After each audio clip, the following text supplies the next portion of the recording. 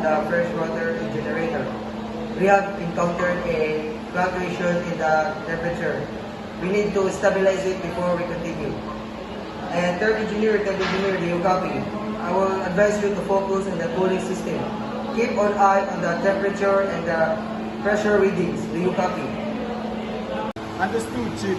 I'll check the freshwater generator again.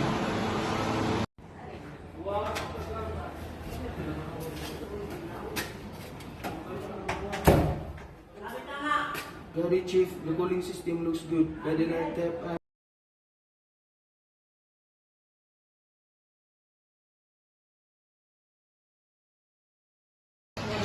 Wait, hold on.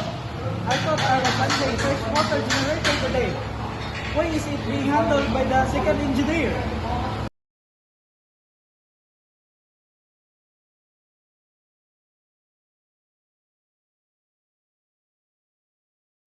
We've already talked about this fourth engineer. The purifier is your responsibility today. No! That's not what you told me. I was sure that my job order is to handle a freshwater generator today. And you did not even confirm my role properly. Maybe if you were so tired, you understand your duties properly. No, wait!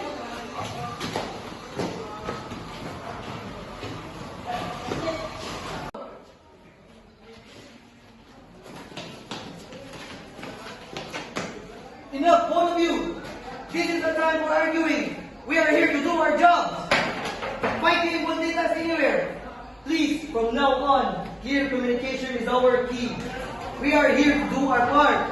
Do you understand?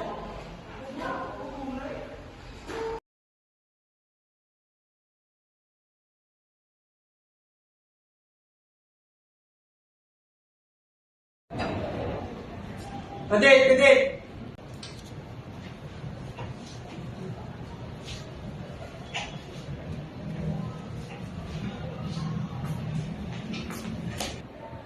Cadet, why are you so slow? I'm doing my best, Boson.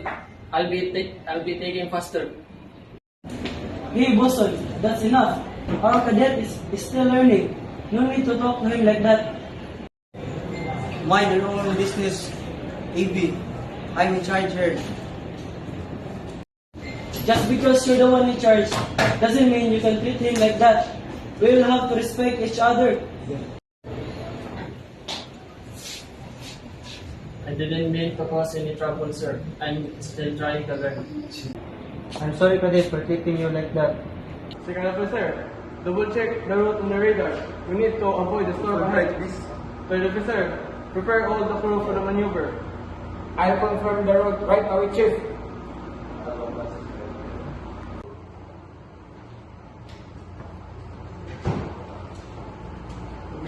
Chief.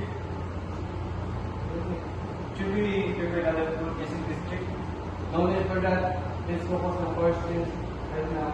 We'll handle emergency if needed. Chief.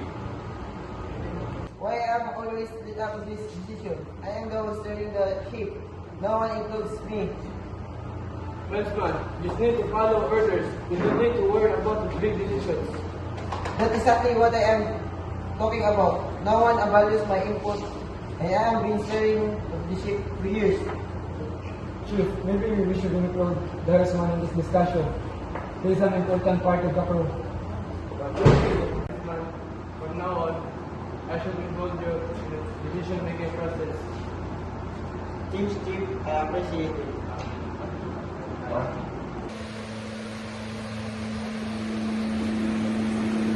Cricket, can you check the engine oil level? It's running low.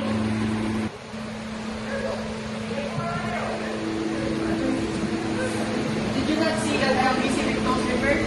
You can do it by yourself. Do it on your own.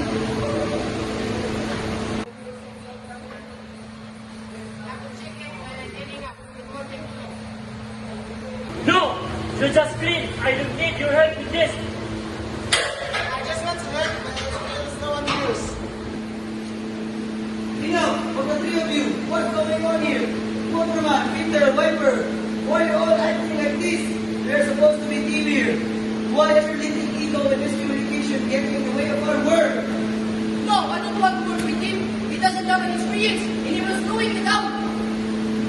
did not ask for extra help. I can handle this on my own, my friend. Honorable said, but you guys, you treat me like invisible. I don't want to be a burden. Listen to me. Every one of you is part of this team. Wiper, you are part of this team. If you don't respect that, we're going to fail. Motorman, Peter, you need to understand that not one person is important than other. I get it. I've been a shirt. Wiper, I'm sorry. I do get it. Yeah, Wiper. I will work with you. We need to be a team.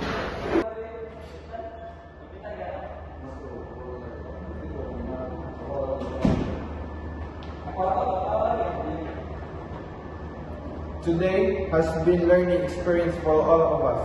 Proof communication, harassment caused us to go down dangerous path. But we've also learned how to respect and clear communication are in everything we do.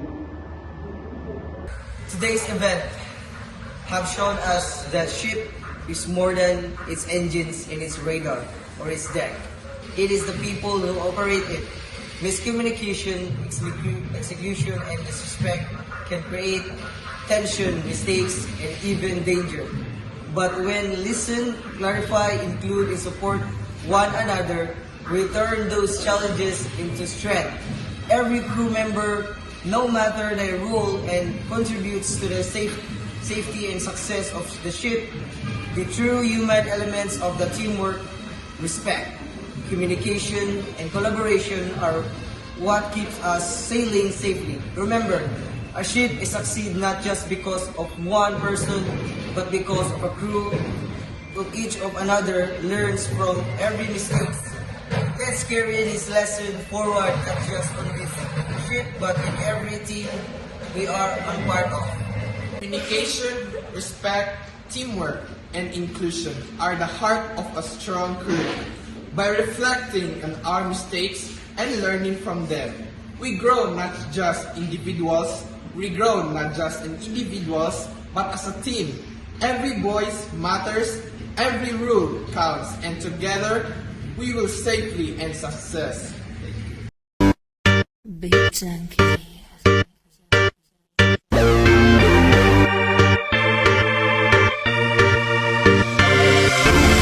Nagahuot, mura nagmabungkag, kulang kadugukid, kay ikaw nang luspan. Nakadungog sa bundak sa mong letra, kami ang puntos nga amuyabo sa bangka.